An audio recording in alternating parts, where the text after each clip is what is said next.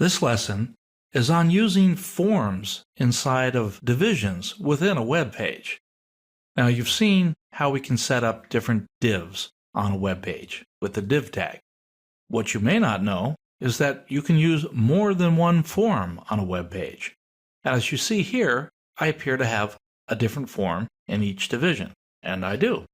Let's go ahead and run this. 4 apples, 5 pears, submit the information. And it comes back with the table that we've seen in the past about the number of apples and pears and how the math would work. Let's go back. So we're back at the form. I put in my name and now my birth year. Hit the submit button. Steve, 56 years old, start planning for retirement. Notice that I just got a response from the form whose button I clicked. When I clicked this button, I didn't get any information about the fruit. When I clicked this, likewise, it didn't try to run the form on the age. So there are separate forms, separate submits. Let's take a look at the code. This is the HTML file, and like we showed before, I had fruits as a division, and I had another division here called your age. So now I've defined the styles for these in something called basic3.css. Let's go ahead and pull that file up. It's in the CSS file, basic3. So this has the kind of styles that were specified before, and it has the additional ones down below that we saw in the last presentation.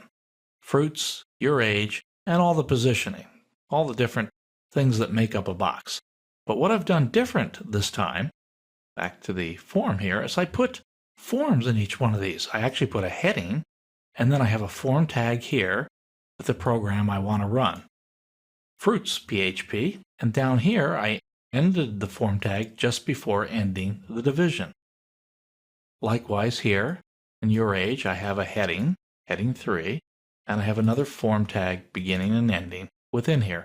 Another submit button, different fields. So all these fields, the first name and birth year, know to go with the program called yourage.php because it's within this single form. So that's how I got 2 forms to work. Just the pages themselves, you've kind of seen before. I'll look quickly at the fruits page. Just gets the information, does the math, and presents the information in a table. Likewise with your age. You've seen this before in an earlier lesson. So it plans if you're greater than 50, puts out the retirement message. So you can see how this is beginning to hang together. And as we develop a full application, as we take another step with the real estate program we're developing, we're going to use divisions and we're going to use forms. We're going to get a little bit more sophistication and combine all the ideas that we've learned thus far.